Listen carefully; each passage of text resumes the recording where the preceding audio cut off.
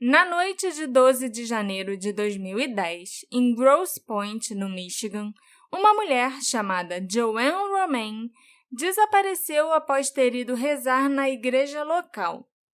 A polícia rapidamente determinou que ela havia entrado num lago e cometido suicídio. Mas existem diversas inconsistências, mentiras e perguntas não respondidas nesse caso, e a família da Joanne contesta essa versão até hoje.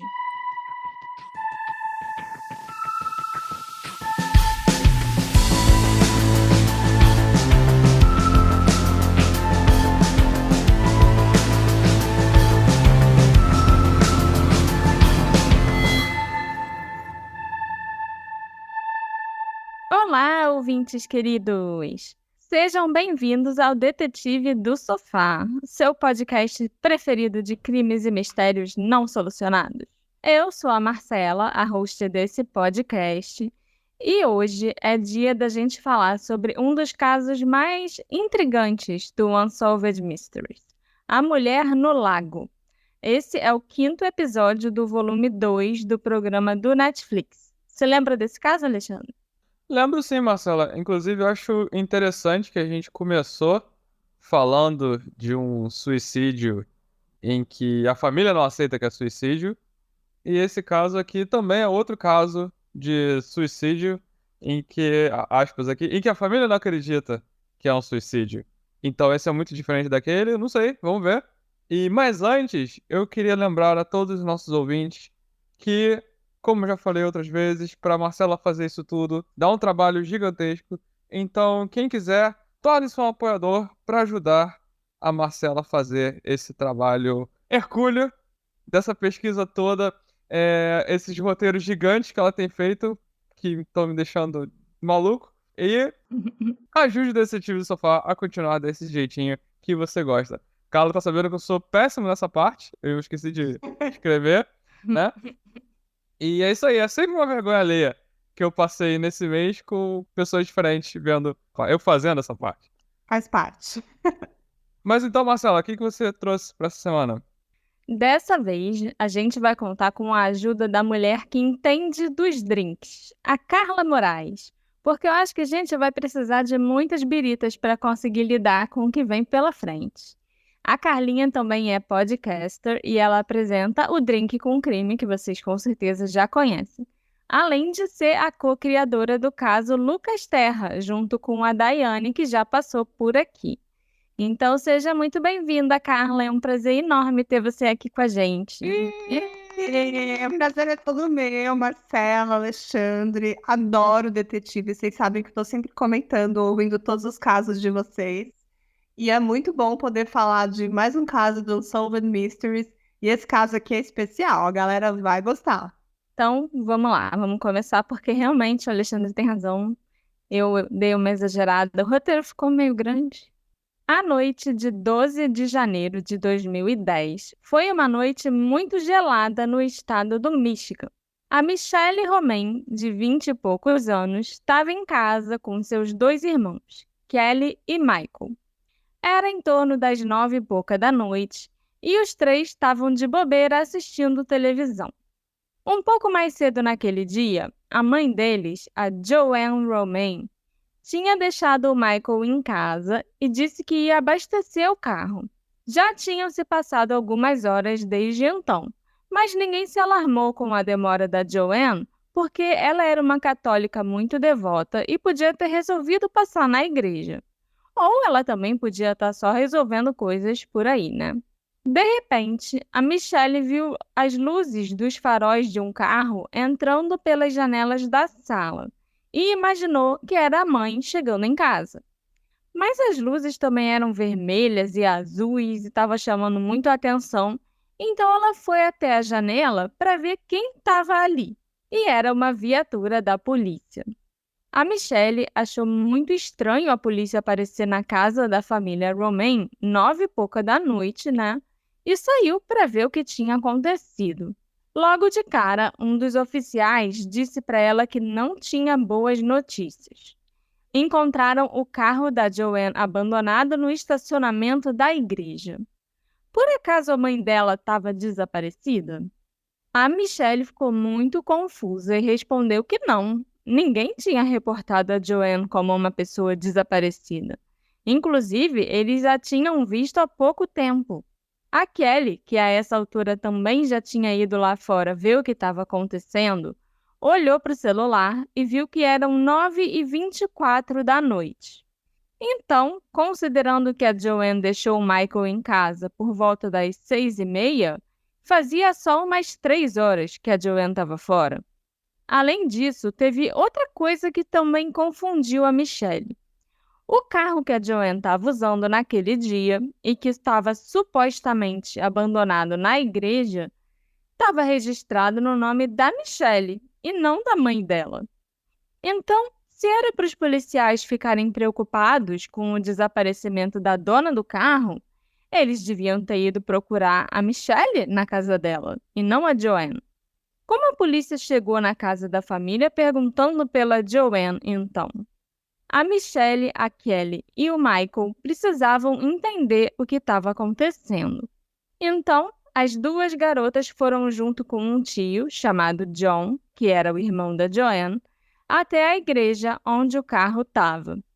E o Michael ficou em casa porque a mãe podia ligar.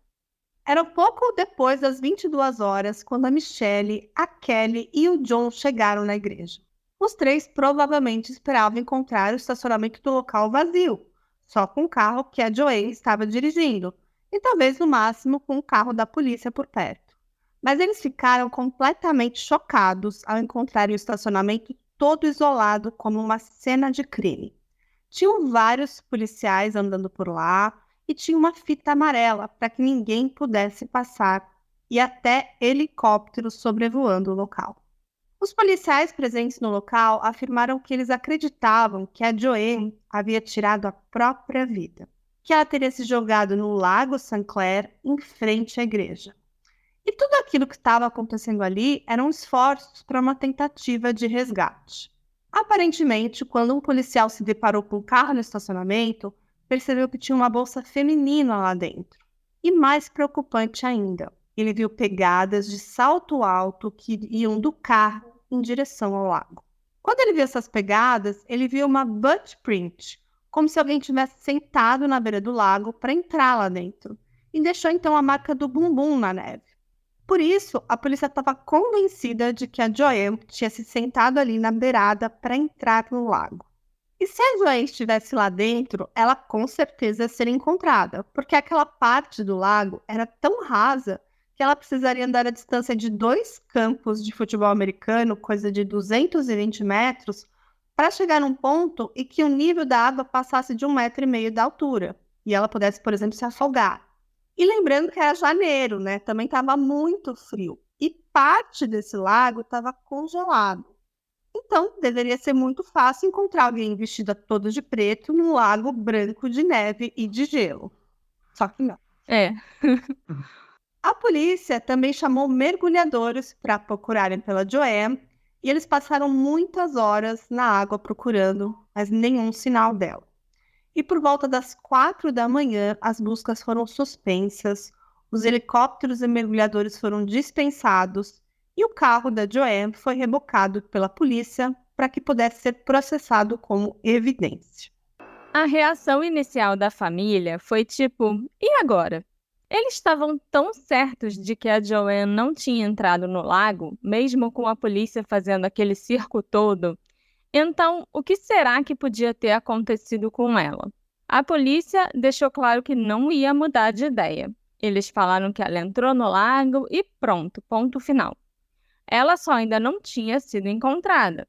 Talvez a corrente tivesse levado o corpo dela para longe e ele ainda fosse aparecer em outro lugar depois. Mas a família não ia só ficar sentada, né, esperando o corpo da Joanne aparecer, como a polícia estava orientando. A Joanne não era uma pessoa com tendências suicidas. Ela não tinha nenhum problema psicológico, nada relacionado à depressão, ansiedade, nada desse tipo assim. E mesmo que ela tivesse, surtado, ela nunca tiraria a própria vida daquela forma específica, porque ela tinha muito medo de água, medo assim de lago e de mar, sabe? Principalmente do escuro do fundo do mar e dos lagos, né?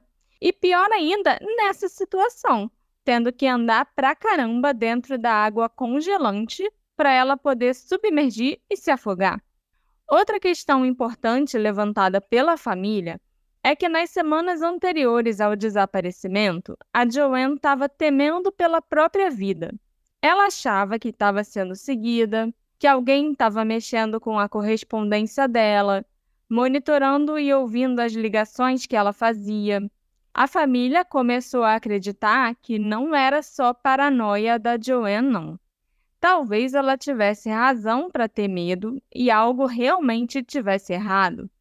Nos primeiros dias e horas após a Joanne desaparecer, a família se reuniu para elaborar uma lista de suspeitos. Os filhos da Joanne, principalmente, achavam que alguém tinha sido responsável pelo desaparecimento dela.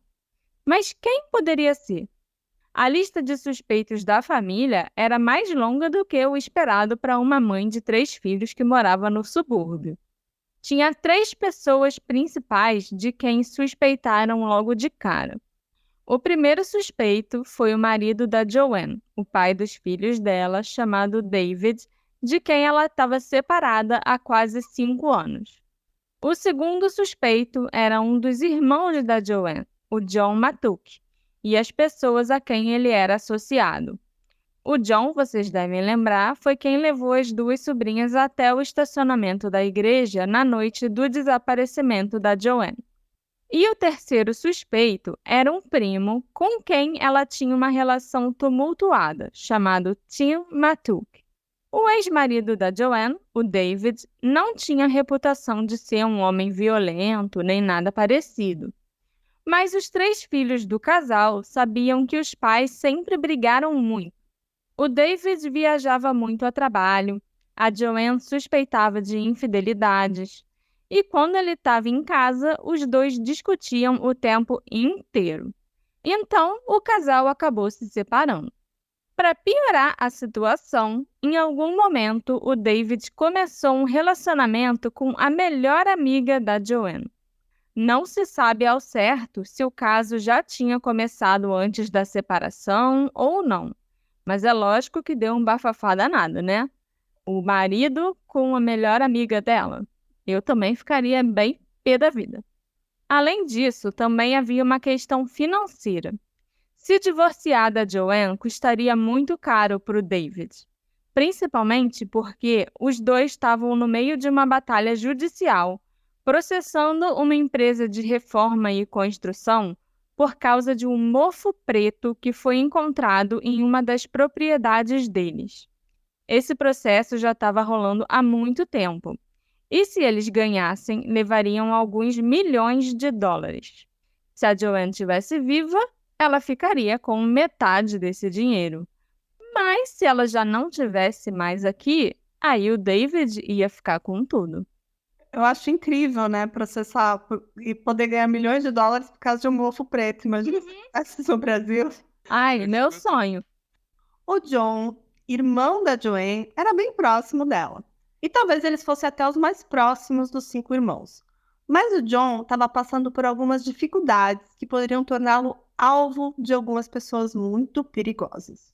Houve uma época em que o John estava muito bem de vida, que ele era um homem de negócios, conhecido e respeitado, fazendo muito dinheiro. Mas quando as coisas começaram a ir mal nos negócios, o John começou a fazer coisas irresponsáveis. Ele pediu dinheiro emprestado para uns caras perigosos e começou a jogar e fazer apostas e a se enrolar com gente que não devia. Então havia muita gente que poderia querer se vingar do John porque ele devia dinheiro. E uma dessas pessoas era um homem chamado Anthony Pepia. Ele era um agenciador de apostas a quem o John devia muito dinheiro. E Anthony também era ligado à máfia de Detroit. E como nós sabemos, a máfia gosta de fazer pessoas desaparecerem. E o terceiro suspeito era o Tim Matuk, como a Marcela já falou, que era um primo da Joanne. E para Michelle, para a filha dela, esse é o suspeito mais provável. Porque nas semanas anteriores ao desaparecimento da Joanne, Ela disse para Michelle especificamente, abre aspas, se algo acontecer comigo, investiguem o Tim, fecha aspas. Isso teria acontecido após um telefonema entre a Joanne e o Tim. E rolou ali uma discussão entre eles e logo depois ela fez essa fala. Os pais da Joanne eram muito bem-sucedidos e quando morreram, em 1994, eles deixaram uma herança de 20 milhões de dólares. E no testamento, os pais especificaram que a herança fosse dividida em partes iguais para os 5 filhos. Mas sabe como é que é, né? O dinheiro faz as pessoas se transformarem e os irmãos começaram a brigar. Os 2 irmãos mais velhos, o Bill e a Rosemary, ficaram tocando a loja de vinho dos pais. E os outros irmãos os acusaram de terem ficado com mais dinheiro do que seria justo na partilha. E as coisas ficaram tão feias que os irmãos pararam de se falar. E no ano de 1998, a Joanne e o John chegaram a abrir um processo contra o inventário dos pais. E 2 anos depois, eles ganharam e receberam cerca de 600 mil dólares cada um. A família devia ter muito dinheiro mesmo. A família continuou dividida, é claro. Esse tempo todo, a Joanne e o John estavam no mesmo time, né, do mesmo lado dessa briga. Mas quando o John começou a ter problemas financeiros e legais, a Joanne começou a culpar o irmão Bill e o sobrinho Tim pelos problemas do John. Nunca ficou claro exatamente por que ela estava culpando os dois. A gente só sabe que a Joanne tinha essa crença e que o John concordava com ela. Nunca ficou provado, porém, que o Bill e o Tim tinham alguma conexão com os problemas do John. O Tim, inclusive, sempre negou ter alguma coisa a ver com isso. Essa foi a razão pela qual o Tim ligou para Joanne antes dela desaparecer, aparentemente. 1 ano antes, a Joanne já estava com medo do Tim. Inclusive, os filhos dela se lembram de crescerem sendo avisados que o Tim era perigoso. Ela tentava manter os filhos longe dele, dizendo que o Tim era doente e depravado. Apesar de nesse 1 ano antes dela sumir, a Joanne ter dito para várias pessoas que ela não gostava do Tim, que tinha medo dele, que se sentia desconfortável na presença dele, ela nunca explicou o porquê disso. Os filhos acham que ela nunca explicou para protegê-los. Mas ninguém sabe nem se a Joanne de fato tinha uma boa razão para sentir esse medo todo. Eu acho engraçado, só que nunca se fala nada. Inclusive, o programa deixa muito pra nossa imaginação. Ele sempre faz alusão a um conflito, a um problema, e é muito não posso falar, não posso falar. E esse é um exemplo, esse a própria mãe não quis falar. Então a gente fica pensando, o que pode acontecer, o que será? Tem muito disso Nesse pelo menos no episódio, é. É. A gente assistiu hoje de novo o episódio de tarde. E realmente fica só nesse disse-me-disse, de tipo, ela tava com medo, ela tava isso, ela tava aquilo, ela não gostava do time. Mas nunca tem uma explicação do porquê. A própria questão do irmão, é John, o irmão, né? John, é. Que, parece que o irmão é suspeito, mas ele tá lá dando depoimento, parece até normal. Tem a cena esquisita dele jogando sinuca, que eu não entendi. Por que botar o cara jogando sinuca no programa? Mas assim, tem alguma coisa esquisita com o irmão, a gente botou ele na lista dos suspeitos. Por quê? Sabe, e se eu não me engano, essas histórias da dívida, do mafioso Pepe, que ele devia de aposta, coisa e tal, no episódio mesmo, não lembro de comentar. Eu acho que tem uma questão assim, parece que o irmão tem um álibi. Já esse Tim Matuque parece que não tem muitos álibis. Pelo que Eu acho, ele até tem, mas assim, é um álibi meio estranho e que facilmente poderia ter sido forjado, sabe? Uhum. E eu acho que no episódio até o John fala que, tipo, ele, realmente, eu tava metido com as pessoas erradas e uma dessas pessoas pode ter feito algo com a Joanne, sabe? Mas ele faz alusão a isso. Mas não fala quem, não fala Não por quem. Não, isso ele não fala. É. No final de 2009, depois de anos sem falar com o irmão Bill, a Joanne foi até a loja de vinhos e disse a ele para ficar longe do Tim. Ela queria avisar o irmão que o Tim era um problema, que ele só fez mal ao John e tal. Então, de acordo com o Tim, ele ligou para Joanne e disse para ela parar com isso, que ele não tinha feito nada para o John, para ela parar de espalhar essas fofocas sobre ele. Mas a Michelle se lembra dessa ligação de uma forma diferente. Ela não escutou o que o Tim estava dizendo para Joanne, mas ela estava ao lado da mãe quando a Joanne recebeu a ligação. E a mãe dela estava gritando, dizendo ao Tim para ele deixar ela e a família dela em paz, para nunca mais ligar para ela, e desligou. Foi aí que a mãe virou para Michelle e falou aquilo: se alguma coisa acontecer comigo, foi o Tim. E lá na cena, né, o exterior do carro da Michelle foi processado em busca de digitais, mas não encontraram nenhuma que não pertencesse a Joanne ou aos familiares dela. E por algum motivo, a polícia não quis processar o carro em busca do DNA.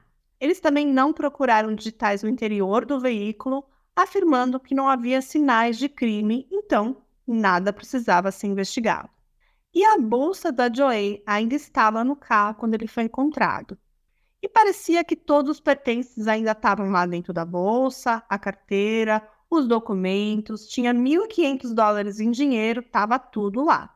Só estava faltando o celular e a chave do carro da Joanne. Quando a bolsa foi entregue para a família, eles discordaram que a bolsa estava intacta, como a polícia disse para eles. Tinha um rasgo na bolsa que poderia indicar uma luta que aconteceu, que puxaram a bolsa da Joanne à força e que rasgou. Mas uma luta pelo quê, né? Já que até o dinheiro estava dentro da bolsa. Então a polícia continuou insistindo que a Joanne tirou a própria vida e que ela ia aparecer ali na água, que o corpo eventualmente ia flutuar, né? E parece que essa bolsa da Joanne era uma bolsa de marca, que ela tinha acabado de comprar, uma bolsa de grife, que ela tinha muito apreço por ela, e que aquele rasgo ali a família realmente achou estranho. Como é que ela tinha acabado de comprar uma bolsa que ela amava e já estava rasgada, né? Mostra até a bolsa, né, no episódio. É uma bolsa muito bonita mesmo. Uma bolsa preta, bacana. É. Aliás, a gente não comentou, mas a Joy é uma mulher muito bonita, muito elegante, né? Sim. É uma senhora já, não me recordo se a gente falou. E vendo as fotos dela até no episódio, eu tava falando isso pro Alexandre hoje. Ela me parece ser uma pessoa tão legal, sabe? Uma pessoa tão divertida de você sair junto, de você estar junto. Uhum. Mas só chamando a atenção aqui pra uma coisa, que ninguém acha estranho que ela tivesse $1.500 em dinheiro na bolsa. Assim, eu só tô apontando, porque eu não sei por que ninguém faz alusão a isso. Aquele era o dinheiro que ela ia pagar o aluguel, era o dinheiro que ela... Não tem explicação do porquê que tem aquele dinheiro ali, e não se fala mais nisso também, sabe? Não sabe se foi por causa daquele dinheiro, se ela ia usar aquele dinheiro pra alguma coisa. Só comenta que ela tinha $1.500, que na hora eu vi com a Marcela e falei, pô, isso tudo? Sabe? Uhum. E chama mas atenção, realmente, o dinheiro ainda tá na bolsa, mas ainda acho muito dinheiro pra estar em qualquer bolsa. Então, mas às vezes pra ela isso não é muito dinheiro. Uhum. Só se foi isso, né? Não sei. Pra mim, como mulher, é mais estranho a bolsa estar dentro do carro e ela não está do que o que tem lá dentro, sabe? Sim, concordo. Vou te dar um exemplo. Se ela estivesse na igreja, dentro da igreja, e tivesse sido sequestrada, capturada por alguém, sendo obrigada a fazer alguma coisa por alguém, a primeira coisa que ela tá é junto com a bolsa. Se ela fosse caminhando para algum lugar e fosse abordada, ela estaria com essa bolsa. Então, por que essa bolsa estava dentro do carro e ela não estava? Isso para mim é o red flag número 1, tá? Eu também acho. Bom, e eles achavam que o corpo dela ia aparecer lá no Lago St. Clair. E eles estavam certos, porque 70 dias após a Joanne sumir, o corpo dela apareceu. Mas encontrar o corpo não respondeu às dúvidas, e sim criou muito mais perguntas. No dia 20 de março de 2010, pescadores de Ontário, no Canadá, encontraram o corpo de uma mulher flutuando no rio Detroit. Esse rio é ligado ao lago em frente à igreja, onde a polícia insistia que a Joanne entrou.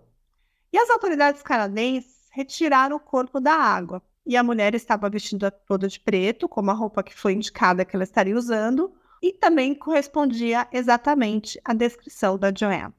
E os investigadores de Grosse Pointe receberam a ligação da polícia de Ontário, informando que o corpo tinha sido encontrado e eles mandaram oficiais para lá imediatamente. As autoridades canadenses afirmaram que a polícia de Grosse Pointe foi muito rápida em informá-los que a Joanne sofria de problemas mentais e que eles não suspeitavam de crime. Mas mesmo assim, os canadenses fizeram uma autópsia do corpo da Joanne e determinaram que ela morreu por afogamento. Depois, o corpo dela foi levado para Michigan, onde outra autópsia foi feita. E essa autópsia também concluiu que a Joanne se afogou.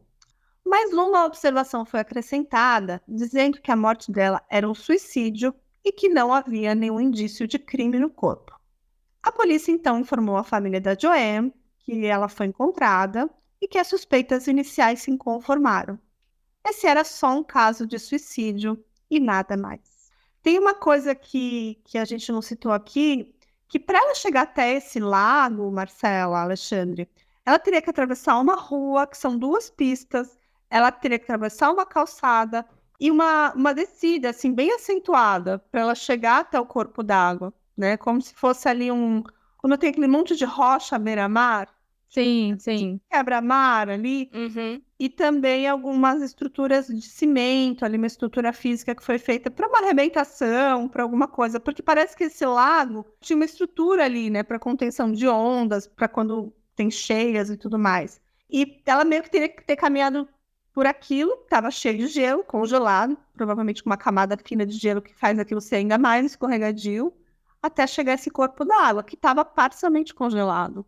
É um trajeto longo para se fazer. Aparentemente, ela usava saltos altos. Ela tinha uma roupa social muito bonita. Ela é uma mulher muito elegante. Ela parecia ter um pouco de sobrepeso, assim. Ela não era uma pessoa, assim, muito em forma. Ela estava com roupas grandes e pesadas, porque era frio, era inverno. Então, é mais desconfortável você caminhar nessa situação. E tudo isso, para mim, não faz muito sentido, né? Se fosse realmente uma teoria de suicídio, várias coisas não se encaixam, né? Então, foi uma explicação muito fácil da polícia para mim. Ela simplesmente se matou, se jogou na água.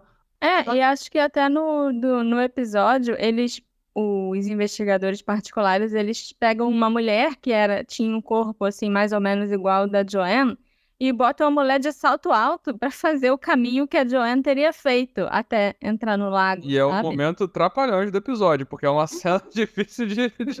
Só que sem neve, sem gelo, a mulher já estava toda enrolada para conseguir andar ali até aquela descidinha assim pro lago. Agora imagina com gelo. Acho muito difícil também. Ela estava usando uma botinha que eu desconfio que tem um salto 8 ou 10. Acho que 8, assim, mais ou menos.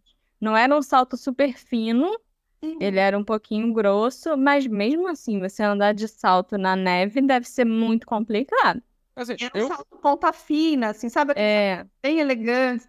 Ela era uma mulher muito elegante, muito bonita, estava muito bem vestida. E para mim não faz sentido. Essa cena de suicídio, ela ir para a igreja, sendo que ela teve uma rotina normal, ela foi abastecer o carro, conversou com a família, teve uma rotina comum, como ela sempre tinha. Não faz sentido. Eu com certeza não entendo de salto, mas eu não sei se vocês vão saber tirar minha dúvida, porque eu não sei o quanto vocês entendem de neve. Mas andar de salto na neve é tranquilo? É complicado? Como é que... Porque assim, ali onde tá as fotos da suposta butt print, né? A marca que seria a marca da bunda dela de escorregando. Parece que tem muita neve, um volume grande de neve que foi deslocado e parece... Dá a impressão até que uma pessoa que andou ali talvez tenha andado com neve até o tornozelo, sei lá, sabe? E aí eu me pergunto o quanto deve ser fácil ou difícil, e realmente eu não entendo de salto que entendo de neve, pra fazer realmente essa caminhada, porque na série, isso eu comentei com a Marcela também, a série eles mostram a senhorinha ali tentando no seco, não tinha nem neve. Acho que eles podiam ter esperado alguns meses pra fazer o negócio na neve, pra ser bem sincero. Mas, e se fosse na neve? O quão será que é fácil? Será que é mais fácil? Será que é mais difícil? Isso que eu queria saber, mas realmente eu não tenho nem como... Eu acho andar de salto muito desconfortável. Eu não uso bastante na minha rotina. Eu já acho desconfortável num piso comum. Eu também. Naquela situação, eu já achei estranho ela ir para a igreja de salto, porque a neve, principalmente naquela condição que eu vi, que aparentava estar nas fotos, ela tem um momento que ela tá muito lisa, que é, por exemplo, nas partes que não acumula neve, tipo, por exemplo, numa descida, ela não acumula neve, ela vai lá embaixo. Então, nesse lugar onde ela não acumula, é uma camada fina, como se fosse uma camada de gelo mesmo. E ali extremamente escorregadio. Já na parte que ela é fofa, ela é úmida, ela é fofa. E aquilo também não é... Tipo, ela é uma mulher muito elegante pra entrar com aquele salto, com aquele sapato. Pra afundar o pé na neve, né?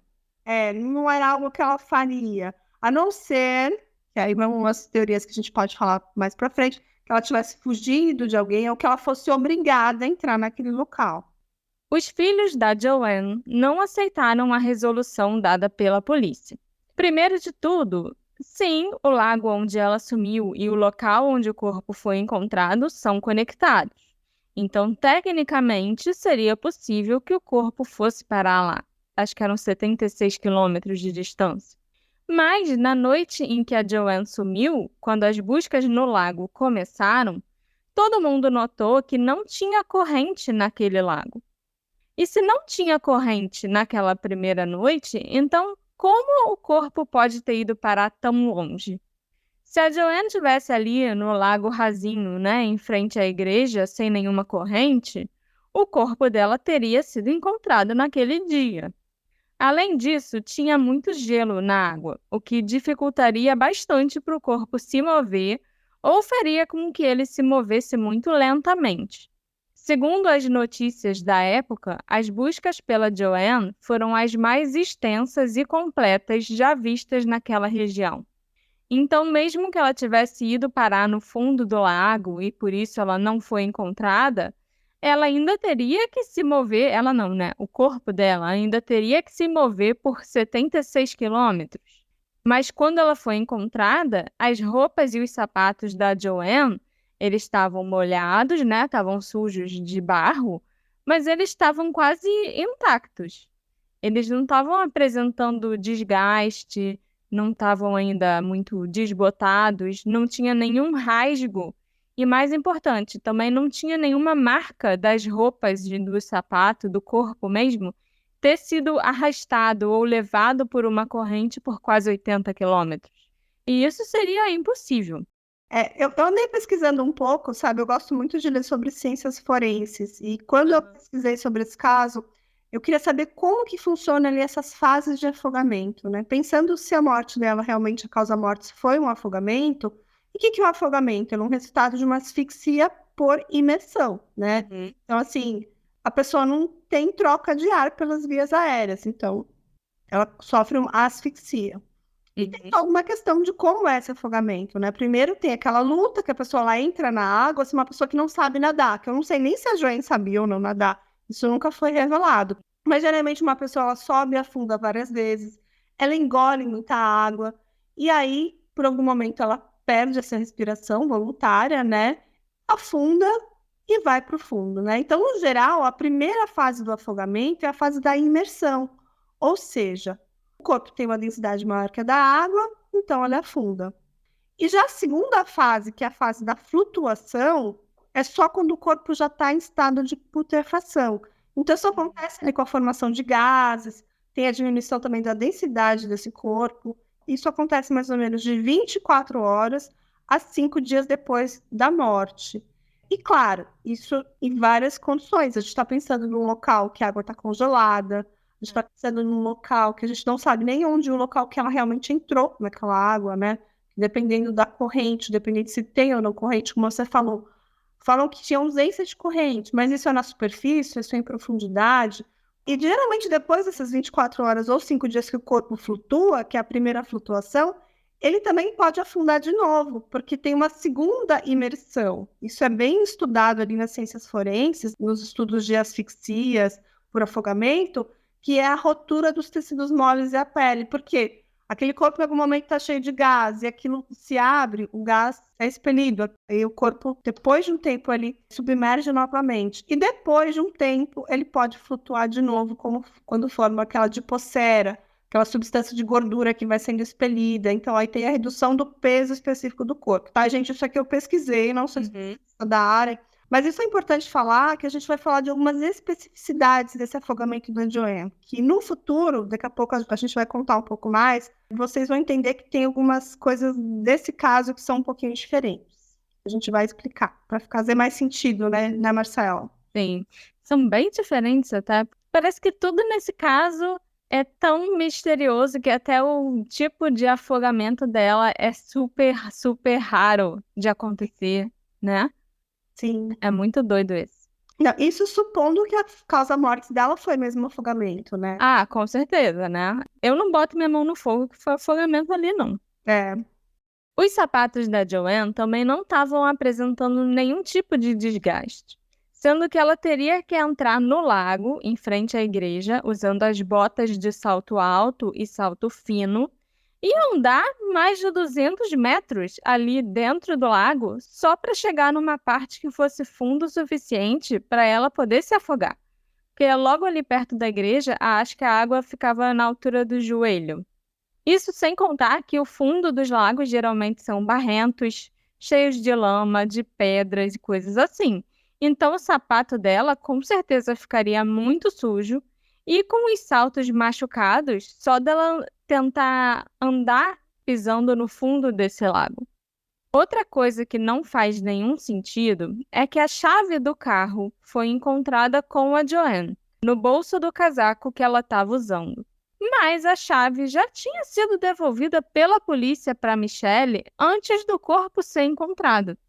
Aparentemente, no dia seguinte que a Joanne sumiu, a chave do carro simplesmente teria aparecido na delegacia, segundo os policiais, o que é muito conveniente. E mais conveniente ainda é que ninguém sabe dizer como aquela chave teria chegado lá. Quem estava com ela, quem a encontrou, quem a entregou ou largou na delegacia, nada.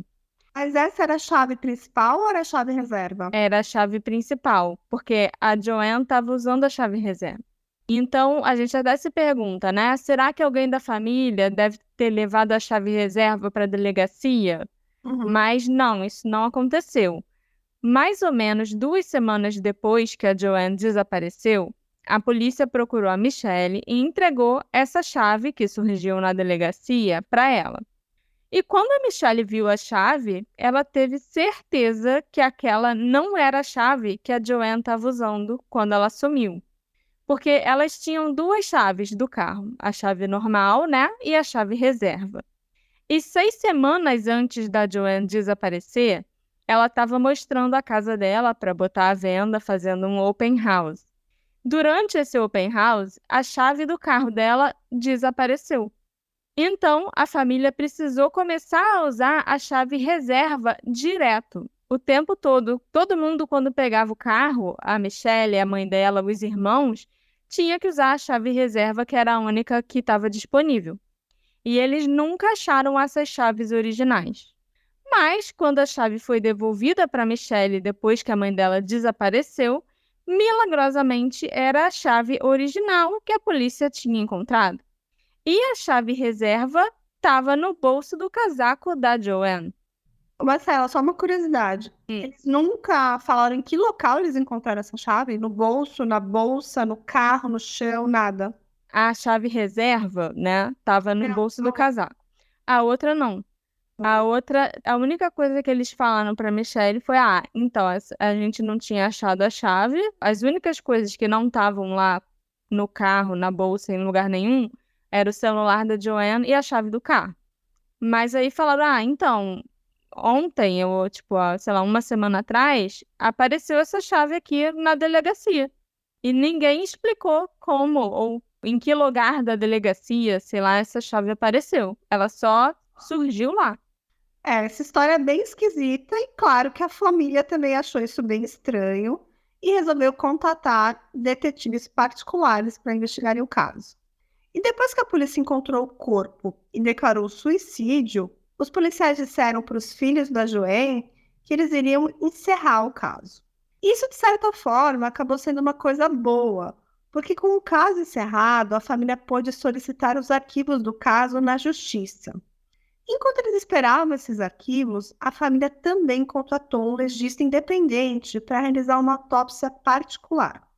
E 2 autópsias já tinham sido realizadas, então seria difícil que uma terceira determinasse ou encontrasse algo diferente. Mas foi exatamente o que aconteceu. A terceira autópsia determinou 2 fatores críticos. O primeiro é que haviam contusões no braço esquerdo da Joanne que não foram notadas em nenhuma das 2 autópsias anteriores. E como a Joanne sempre carregava a bolsa no ombro esquerdo e tinha um rasgo na bolsa dela, as filhas acreditam que isso indica que houve uma luta. E o segundo ponto é que ficou estabelecido nessa terceira autópsia que a Joanne morreu de afogamento, mas foi um afogamento a seco. Não havia água nos pulmões dela. Isso é muito raro e só acontece em cerca de 1 ou 2% dos casos de afogamento. Mas eu fui pesquisar um pouco mais, Marcelo. Isso é bem interessante, né? Tem 2 tipos de afogamento a seco. Tem aquele assim que a criança passa o dia na piscina e ela por alguns momentos, ela aspira aquela água e horas depois ela pode morrer. Ela pode, por exemplo, Foi esse que eu já ouvi falar. passar o dia na piscina e aspirando pequenas quantidades de água e depois ela vai deitar para dormir à noite e ela tem esse afogamento. Essa é uma situação. Mas tem uma segunda situação, que é o que provavelmente aconteceu com a Joanne. Que é assim, vamos pensar, afogamento todo mundo já sabe o que é, né? A pessoa, ela sofre uma asfixia. Mas tem o afogado azul, que é o mais convencional, que o indivíduo morre por aspiração de meio líquido, ingeriu água, que é o afogado verdadeiro, que eles chamam. E tem o afogado branco. E nesse caso, o indivíduo tem esse nome porque ele fica com uma coloração branca. E a morte também aconteceu em meio líquido, porém não tem aspiração desse meio. Então, assim, não tem água nos pulmões. E geralmente a causa da morte é por outras razões. Pode ser um AVC, pode ser um infarto do miocárdio, pode ser outras coisas. E tem até um termo técnico nesses casos, que é o afogado branco de Parrot.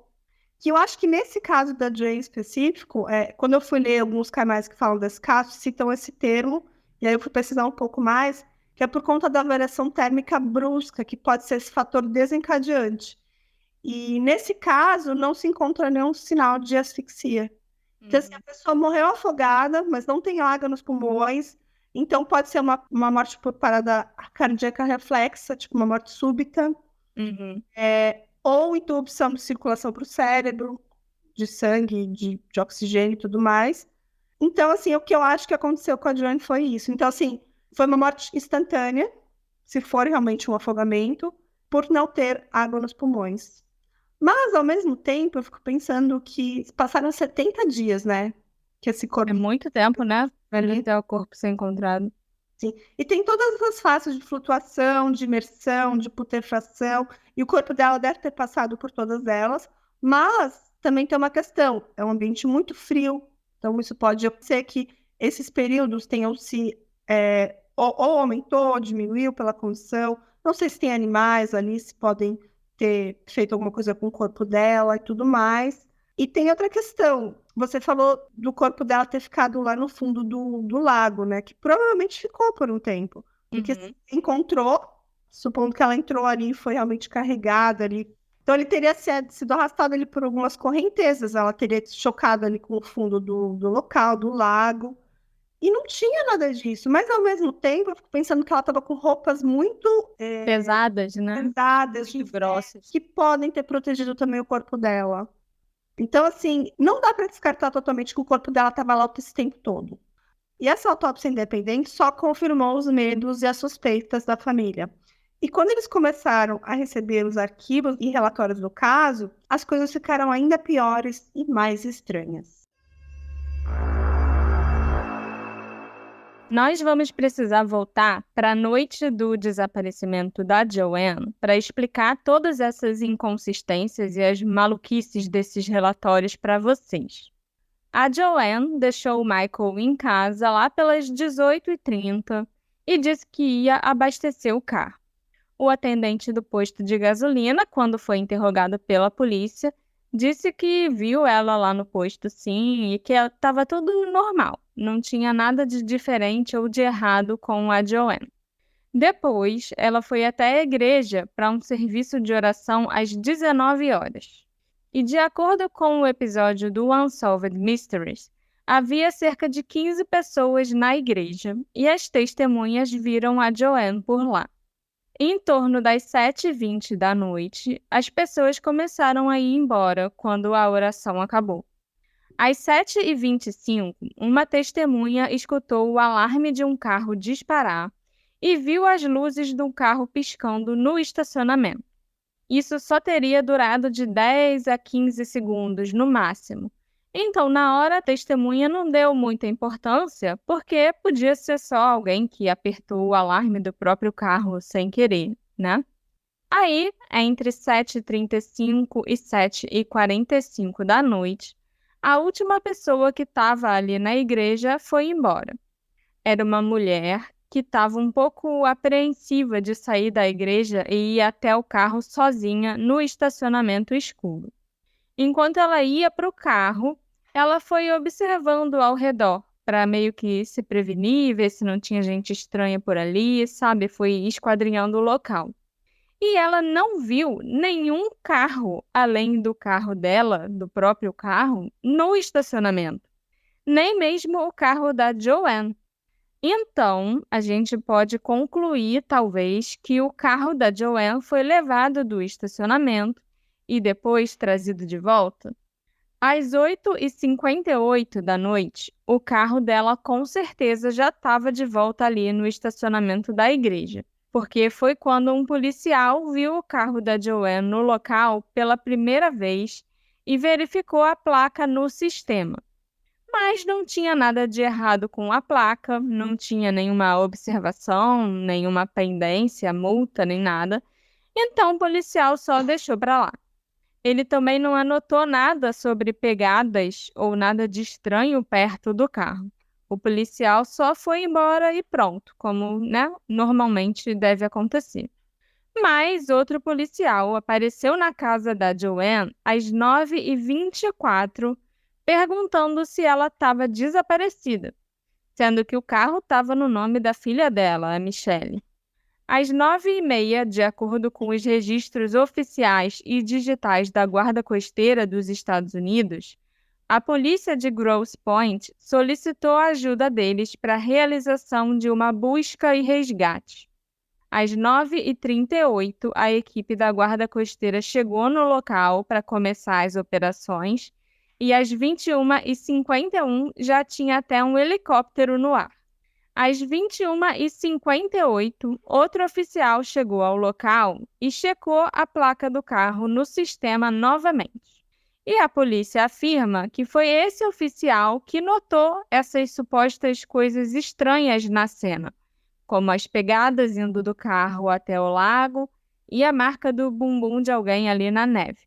Esse oficial, então, ligou para a central e fez o relato, a denúncia sobre o carro abandonado. E isso não faz nenhum sentido, já que a guarda costeira já estava até na cena, ali perto do lago, fazendo as buscas no local. E mesmo assim, a polícia continua afirmando que foi esse oficial quem iniciou as investigações, mesmo que os relatórios policiais não condigam com isso. Existe também um relatório da Guarda Costeira que foi escrito à mão, que afirma que eles só foram chamados pela polícia às 10h35 da noite, o que significaria que todos os registros oficiais e digitais estão incorretos. Aí, você quer me dizer que de todos os documentos que tem no caso, o único que está certo é esse meio solto e escrito à mão pela Guarda Costeira que ninguém sabe de onde veio? Fala sério, né? A polícia também afirma que eles só foram na casa da Joanne muito mais tarde, e não às 9h24, e que a família está errada sobre o horário. Mas os filhos da Joanne têm evidências ótimas para corroborar esse horário de 9h24. Entre as 9h29 e 10h32 da noite, os filhos dela ligaram para o celular da Joanne 13 vezes. Inclusive, 8 dessas ligações foram feitas antes das 10 horas da noite, antes até do segundo oficial fazer a busca da placa no sistema. Então, por que esses 3 adultos estariam ligando tantas vezes para a mãe deles se eles não tivessem preocupados por alguma coisa? Se a polícia ainda não tivesse aparecido lá dizendo que a mãe dele está desaparecida, será que eles iam estar lá super preocupados ligando 13 vezes para a mulher? É verdade, Marcela, porque a história da família faz muito sentido, né? Os policiais aparecem às 9h24 e ficam ali conversando com as filhas da Joanne por mais ou menos uns 5 minutos. E quando eles saem dali, os filhos começam a ligar para o celular da mãe várias vezes. Estavam preocupados, claro, né? Tentando falar com ela para saber se está tudo bem. E se a polícia tivesse aparecido só depois das 10h30, como diz esse relatório, como eles dizem, a família nem teria ligado para a Joanne, porque na cabeça deles ela não estava desaparecida, ela estava fazendo as coisas dela. Como se ela tivesse saído para ir na missa, para ir na igreja, não sei, e de repente você vê o carro de polícia na porta da sua casa. A primeira coisa que você vai fazer é tentar ligar para ela, né? Com certeza. E os filhos realmente teriam ligado várias vezes para a mãe, e não faria sentido eles pararem de ligar ao saber que ela estava desaparecida, né? Geralmente faria sentido eles ligarem mais e mais, até esperando que ela atendesse. E sem contar que ali por volta das 10 da noite, a família dela já estava até indo lá no local, chegando no estacionamento da igreja, encontrando todo aquele circo, carro de polícia, fita de cena de crime e tudo mais. Então, assim, para piorar a situação, existe também um outro relatório de pessoa desaparecida no mesmo dia, no mesmo estacionamento da igreja, no mesmo lago e que não recebeu nenhuma atenção. Então, assim, isso é realmente bem estranho quando a gente pesquisa sobre esse caso. Tem uma outra pessoa que desapareceu na mesma noite, mas estava todo mundo atrás da Joanne. Essa outra pessoa, X, esquece e tudo mais. E aparentemente a ligação feita pela polícia para a guarda costeira às 9h30 foi, na verdade, a segunda ligação sobre uma mulher desaparecida no lago que eles registraram naquela noite. E a outra ligação idêntica veio às 18 horas, relatando que uma mulher teria entrado no lago St. Clair, perto da igreja São Paulo, 1 hora antes, e sua família estaria enlouquecida procurando por ela. Isso foi cerca de 1h30 antes da Joanne desaparecer. E nesse horário, não faria sentido ser a Joanne, porque ela estava com outras pessoas. Ela estava num posto de gasolina, e ela estava na igreja, e várias pessoas viram ela, então não poderia ser a Joanne. Mas não houve nenhuma denúncia sobre uma outra mulher desaparecida naquela noite. Então, é bem estranha essa parte da história, né, Marcela? Nossa, demais.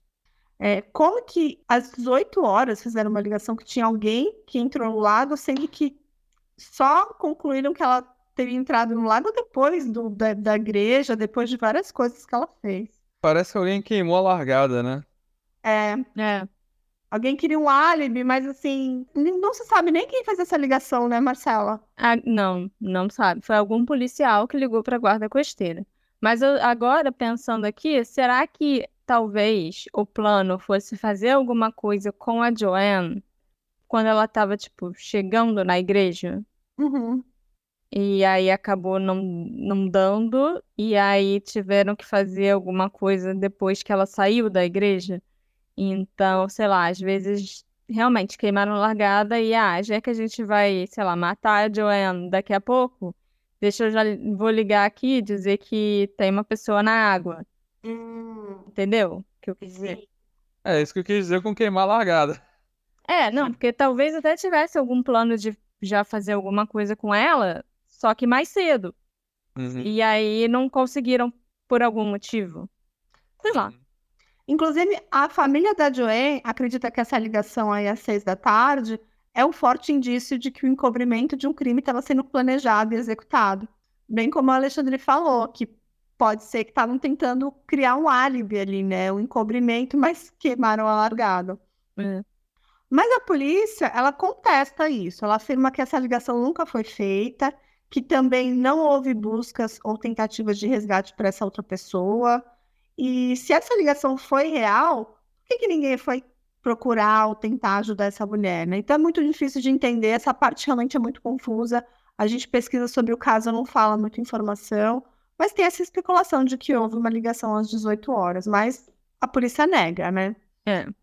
Mas voltando ao caso, A família recebeu os arquivos da polícia e não havia nenhuma foto mostrando as tais pegadas perto do carro, né? E nas poucas fotos que existem, elas são ali na beira do lago, mas também não parece que a neve foi muito perturbada, sabe? Eu vendo o episódio, a gente viu essas fotos agora de tarde, e assim, você vê um monte de neve e você vê marcas na neve, mas, sei lá, pra mim, eu olho ali e eu não enxergo pegada, eu não enxergo nem que alguém sentou aqui nesse ponto, sabe? Uhum. Mas, sei lá, né? Vai que é assim que funciona na neve, não sei, nunca vi neve. E realmente parece que a neve estava muito fofa, mas eu É, tendo a acreditar que se ela tivesse com um salto fino, as marcas na neve seriam muito mais específicas do que com um salto, sim, tipo um tênis. Um tênis ele vai sim. ser uma marca grande e uma pessoa de salto alto, ela tem 2 pontos de contato, basicamente. Pois é. E É uma pegada muito específica, né, que deixa. exatamente. E ali nas fotos não me parece ser uma pessoa andando de salto, tá? Pra mim também não. Talvez até pareça alguma coisa que foi arrastada por ali, sei lá. Mas Parece. uma pegada eu não enxergo ali, não. Pra mim o que parece era justamente que alguém tava, tipo, empurrando a neve com os pés, sabe? Pra fazer justamente o rastro, sabe? Mas que não dá pra enxergar direito. Ah, nossa, sentou, botou as mãozinhas, sentou, foi escorregando. Eles fazem toda uma dinâmica como se aquilo fosse realmente um suicídio, como se ela tivesse tentando entrar no lago por vontade própria. É isso que dá a entender, né? Tipo, aqui tem uma marca de bumbum, aqui tem marca de passo, aqui tem marca de mão. Eles tentam construir uma situação que realmente eu não consigo ver nas imagens, eu acho que vocês também não conseguiram ver. Não, E tem aquela questão, né? O lago estava parcialmente congelado, então assim, também não tinha um buraco na neve, um ponto de entrada, que ela ter entrado naquela água congelada, que isso também geralmente deixa algumas marcas, né? Claro que não estava totalmente congelado, pelas fotos ele estava parcialmente congelado, mas isso causaria uma perturbação ali no local, e a gente também não vê isso, né? é. Como é que alguém teria entrado num lago congelado sem fazer um buraco, se fosse totalmente congelado, ou perturbar aquele ambiente, né? Sem quebrar o gelo ali na superfície. Ali, tipo, sem quebrar o gelo ali ao redor onde você vai entrar, né? Sem, sei lá, afastar talvez um pedaço de gelo que tava ali por cima, sei lá. Claro que aquilo é um espaço dinâmico, aquilo vai mudando a posição, Uhum. mas realmente não tinha nada ali na beira do lago. O que a gente vê é alguma coisa que está lá em cima na bancada, que tem uma parte em cima, aí tem uma parte onde tem as pedras, uma parte cimentada, que é bem próximo do lago, Uhum. e ali parece que não tem nada, né? É, É muito estranho. em algum momento, a polícia chegou a conversar com os 3 suspeitos que a família tinha: o David, o John e o Tim. O David, o ex-marido da Joanne, tinha um álibi para a noite em que ela desapareceu. Então, ele não teria como ter feito algo com ela, pelo menos não ele pessoalmente. De acordo com os registros dos arquivos da polícia, o David estava jantando com as filhas, a Michelle e a Kelly, por volta do horário em que algo teria começado a acontecer com a Joanne. E depois ele deixou as filhas em casa em torno das 8h40, 9 horas, por aí. O David ainda aceitou fazer um teste do polígrafo, mas o resultado do teste dele foi inconclusivo. Mas provavelmente as mentiras dele, né, que ele contou no teste, foram em relação ao caso que ele estava tendo com a melhor amiga da Joanne, sobre quando o caso teria começado e coisas assim, porque isso tudo foi perguntado, sim, para ele no teste do polígrafo. E ele não queria admitir que ele estava já tendo um caso quando ele ainda estava casado com a Joanne. Com a mulher desaparecida. É. Já o John, um dos irmãos da Joanne, fez o polígrafo e, de acordo com a polícia, ele passou. No caso dele, o teste era mais para tentar desvendar se o John sabia quem poderia ser o responsável pela morte da irmã dele. E por mais que pareça realmente que ele não sabe, a gente não pode descartar completamente a ideia de que os relacionamentos dele com pessoas questionáveis poderiam ter sido a razão para o que aconteceu com a Joanne. Nem mesmo o próprio John descarta essa possibilidade no episódio do Unsolved Mysteries, quando ele está dando entrevista. O Anthony Peppia, um mafioso que era ligado ao John, nunca foi questionado pela polícia e nunca fez o polígrafo. Um policial chegou a preencher um relatório afirmando que tinha falado com o Anthony, mas que ele não tinha nada para contribuir em relação a esse caso.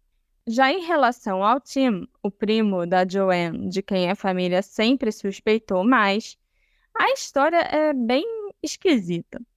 Aparentemente, a polícia de Grosse Pointe contatou a Polícia Estadual do Michigan e pediu que eles entrassem no caso da Joanne porque parecia haver um conflito de interesses. De acordo com o depoimento dado por uma policial estadual, a polícia de Grosse Pointe teria pedido especificamente que eles inocentassem o Tim e o livrassem de suspeitas.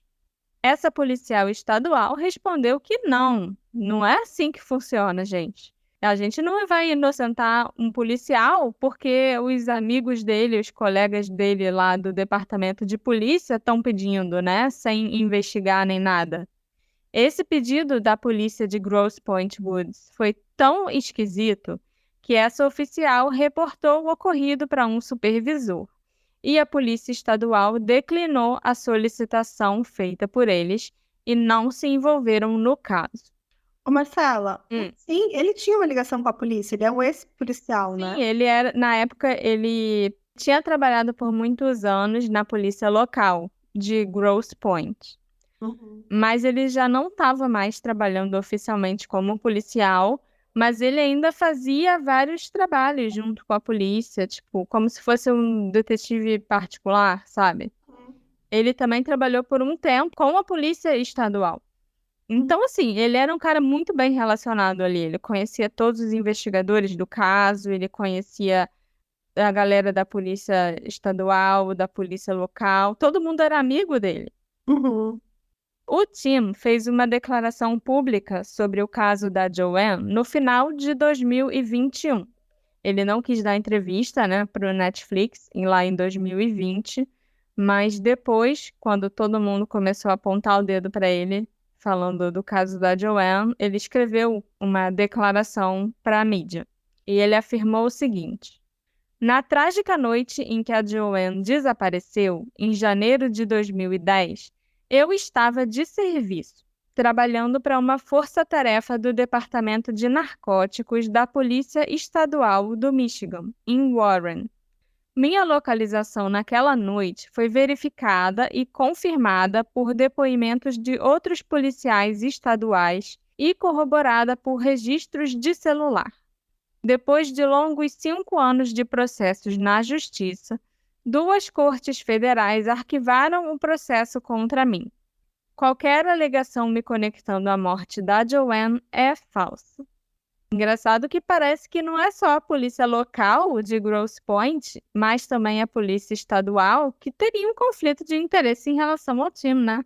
Como a gente falou, ele trabalhava para as 2 forças policiais e conhecia todo mundo.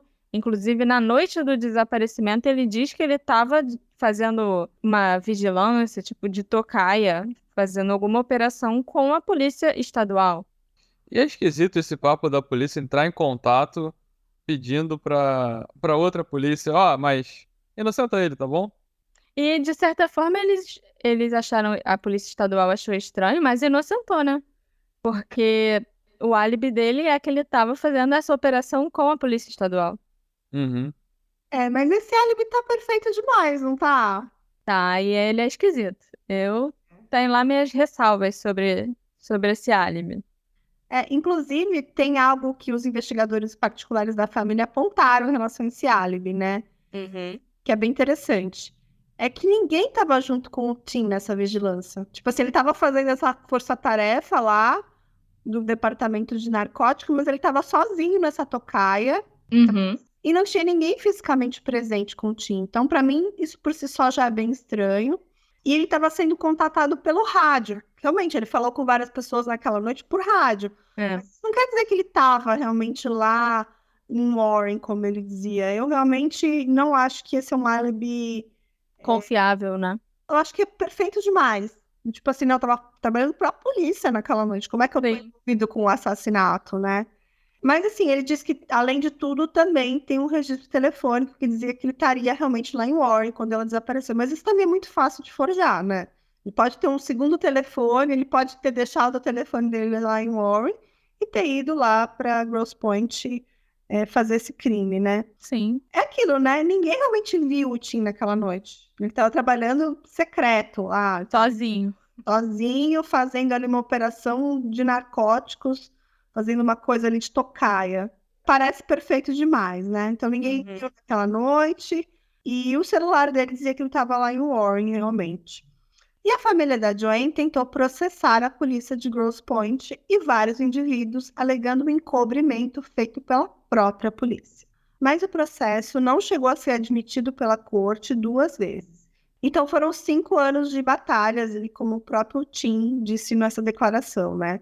Mas o processo não foi admitido, a família recorreu e aconteceu essa mesma coisa de novo. Então, a família dela chegou a processar a polícia local por encobrimento, né? Mas foi para frente.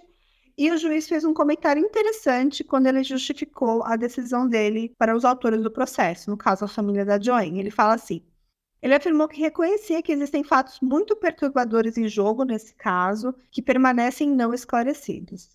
As circunstâncias do desaparecimento e da morte da Joanne são realmente muito suspeitas, mas os autores falharam em apresentar evidências materiais concretas que responsabilizem a polícia e esses indivíduos que eles estavam tentando processar. O juiz falou que realmente não tinha evidências concretas que a polícia estava encobrindo, né? Parecia que eles não estavam fazendo um bom trabalho, mas não parecia que estavam encobrindo um crime, né? E até dá para entender ali a determinação do juiz, porque a gente também tem essas dúvidas, né? Por que a polícia acobertaria um assassinato? Não faz muito sentido. E quão grande ou até onde teria sido esse encobrimento, né? Quem poderia estar envolvido? Então tem muita coisa errada e absurda nesse caso, e até o juiz concorda que tem algo muito suspeito aqui. Assim, pessoalmente, eu acho que tem um motivo muito bom pra polícia querer encobrir, mas é aquilo, faltou a família provar, que é quando um policial tá envolvido. E a gente vê isso direto, né? A polícia tenta proteger os seus e... Então, assim, eu acho que o que pode ter acontecido é isso. O Tim estava envolvido, ele conseguiu iniciar, vamos dizer, uma conspiração, entre aspas, e aí chega uma hora que aquilo, todo mundo da polícia já está envolvido no acobertamento, na conspiração, entre aspas. Então tem que conspirar mais ainda para ninguém descobrir essa conspiração. Então eu acho que, assim, esse é o único motivo da polícia querer acobertar Incrível. acobertar um crime. Tem 2 questões também que me vêm aqui. Eu vejo que chamar aquilo de suicídio é uma solução fácil para eles, né? Com certeza. Uma coisa que nem requer investigação, né? E a partir do momento que você esbarra nessa investigação com um ex-policial que está ali fazendo vários trabalhos, que tem vários amigos, então, assim, para eles não faz muito sentido levar essa investigação adiante. Então, assim, não, foi suicídio, ponto. Claro que tem muitas outras investigações que têm que ser feitas, muitas outras pessoas que podem estar suspeitas. Mas, como esbarraram nesse problema, digamos assim, temos um primo dela, que é ex-policial, que trabalha com a gente, que é nosso amigo, e ele pode ser um suspeito, então vamos falar que foi afogamento, que foi um simples suicídio, e bola pra frente, sabe? Eu acho que foi mais ou menos isso que aconteceu. Eu não acho que seria necessariamente um complô, né?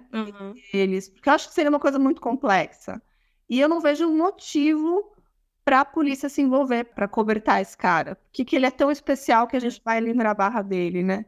Eu só acho que foi um Até trabalho. porque para envolver um complô, tipo, se tivesse mesmo um complô, ia ser muita gente e muita organização envolvida. Porque o complô teria que envolver a polícia local, a polícia estadual, os legistas que não viram que o afogamento dela era branco. Então, né? Aí já seria uma coisa grande demais, eu acho. E a gente sabe que tem policial corrupto, agente corrupto em todos os lugares, né? Mas será que todas essas organizações que atuam em Grosse Pointe teriam que ser corruptas, como disse a Marcela, né? Então é bem assustador, né?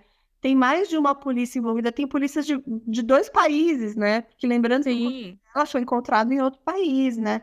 Então, realmente, eu acho que seria uma coisa muito articulada para que a polícia fosse acobertar esse caso.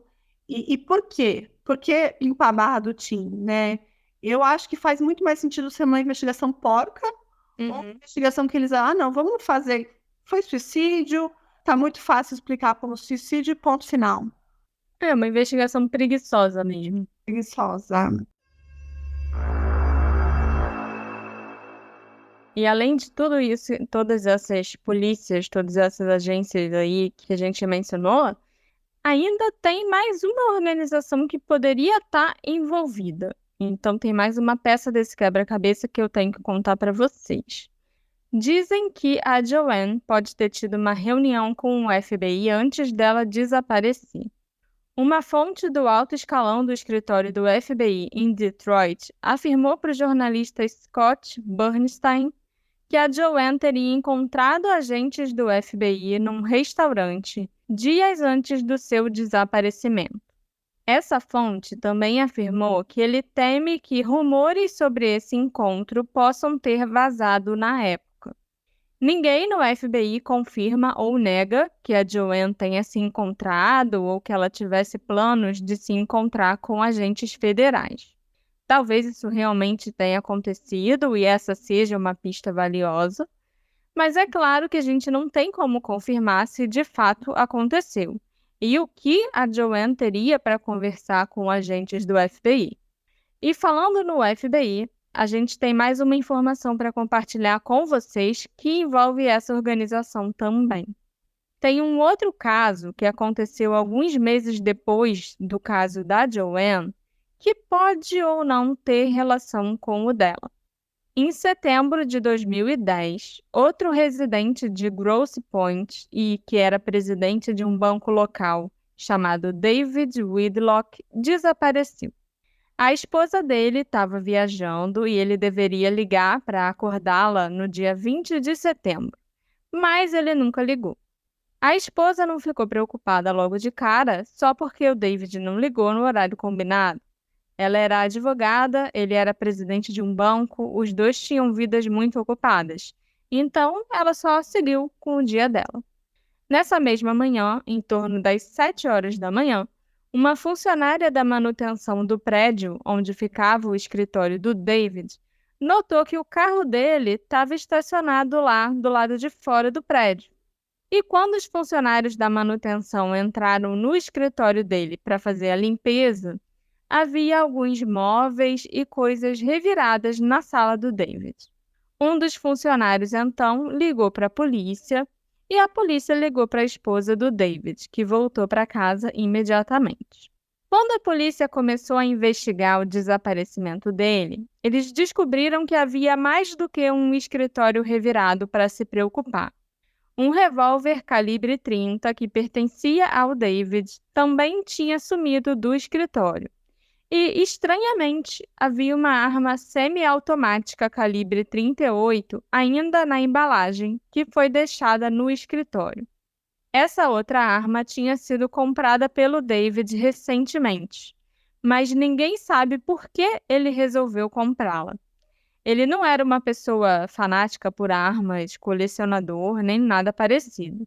Quem conhecia o David, inclusive, começou a achar que tinha alguma coisa acontecendo para fazer ele resolver arranjar uma proteção extra.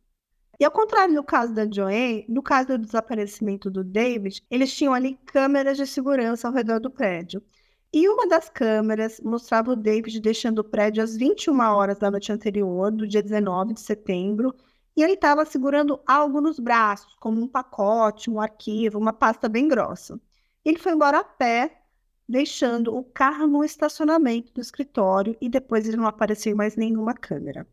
E o David estava sozinho quando deixou o local, o que nos deixa especulando quem poderia ter revirado o escritório dele, né? Será que foi ele mesmo que fez isso? Será que entrou alguém lá depois e revirou tudo procurando alguma coisa específica? Talvez aquela pasta que ele levou embora ali de forma meio secreta, debaixo do braço, ele estava tudo meio estranho, né?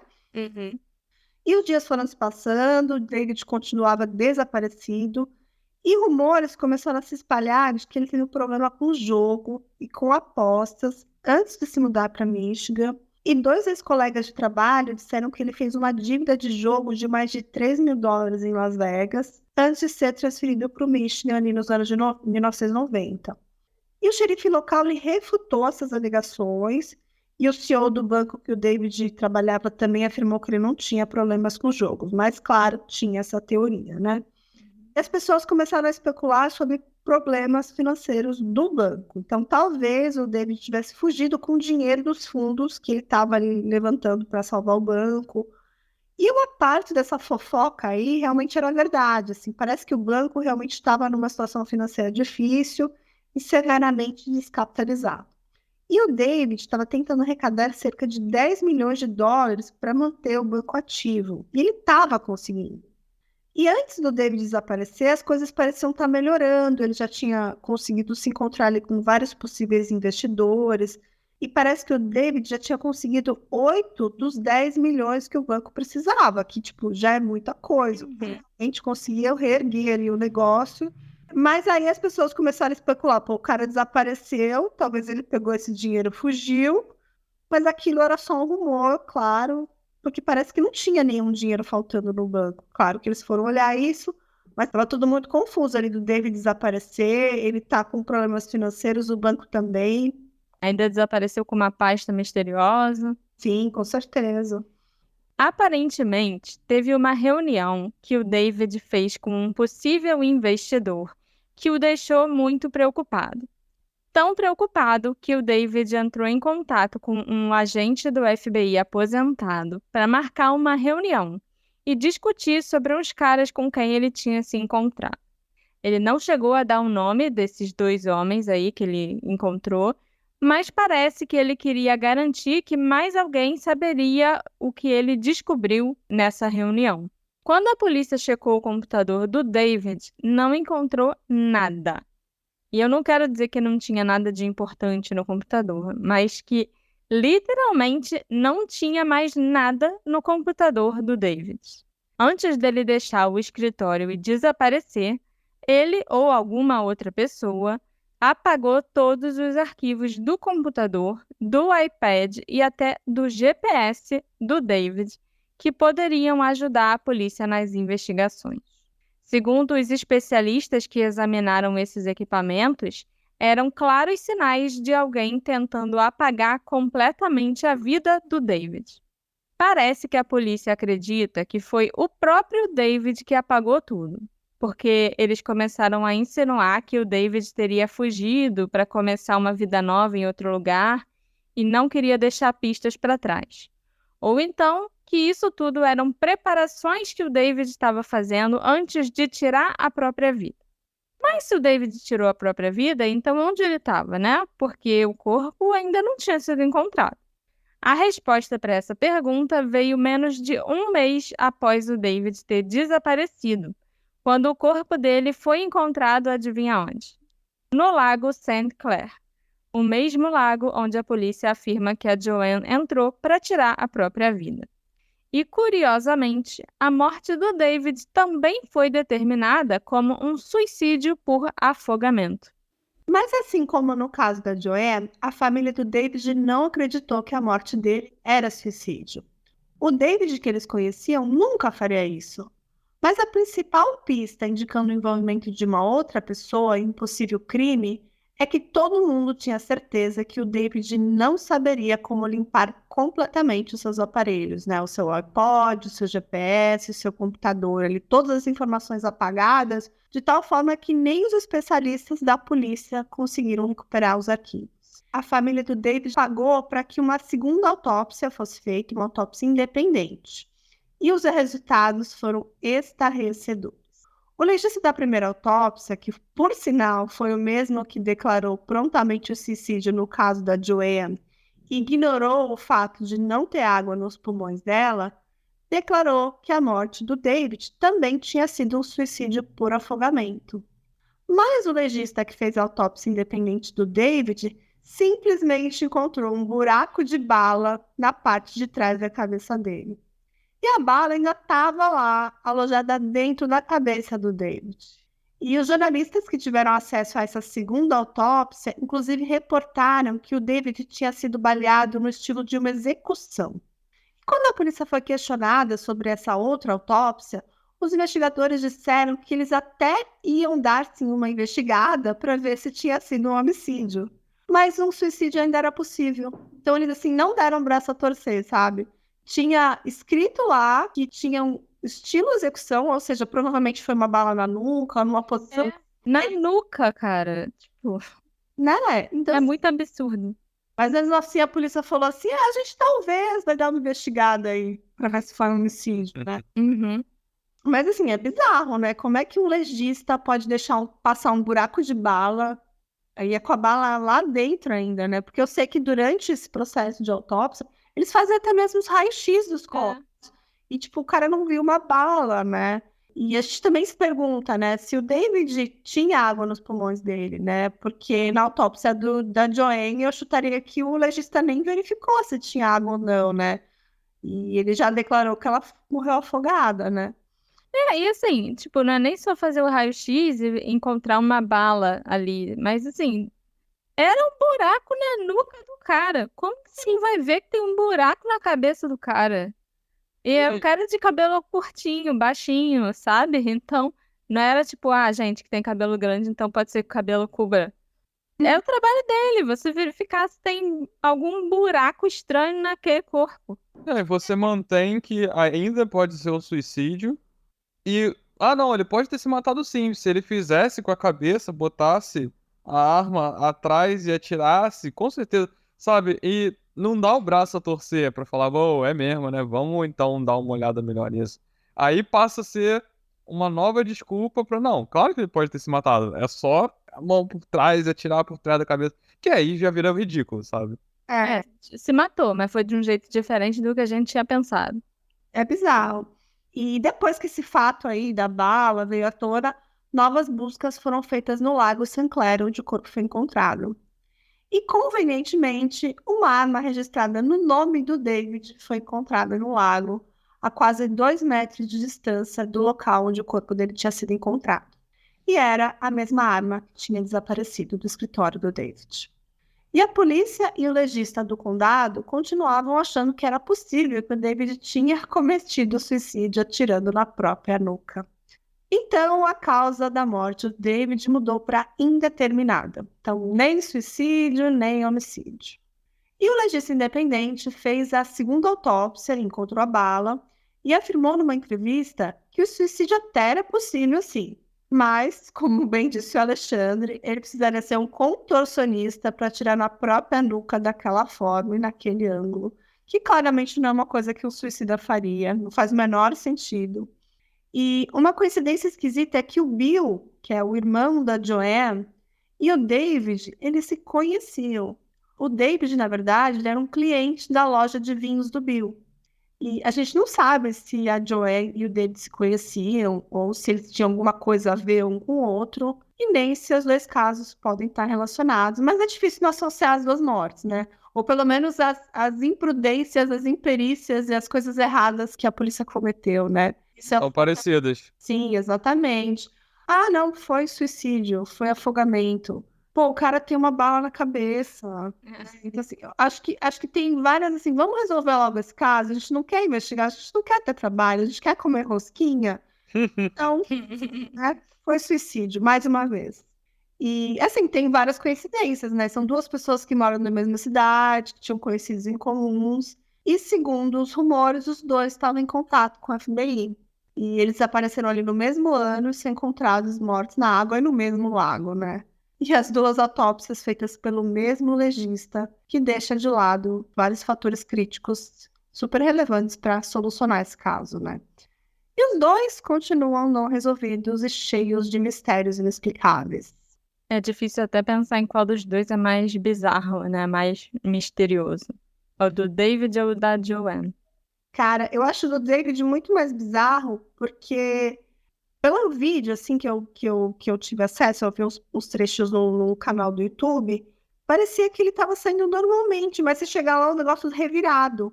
Parecia que ele estava saindo por conta própria, Mas de repente o cara parece morto, né?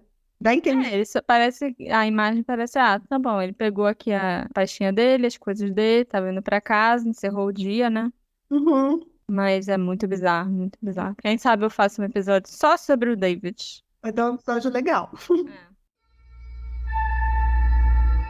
Quando a Michelle e o time de advogados e investigadores particulares da família conseguiram os arquivos da polícia, eles encontraram o depoimento de algumas testemunhas que podem ter visto alguns eventos críticos.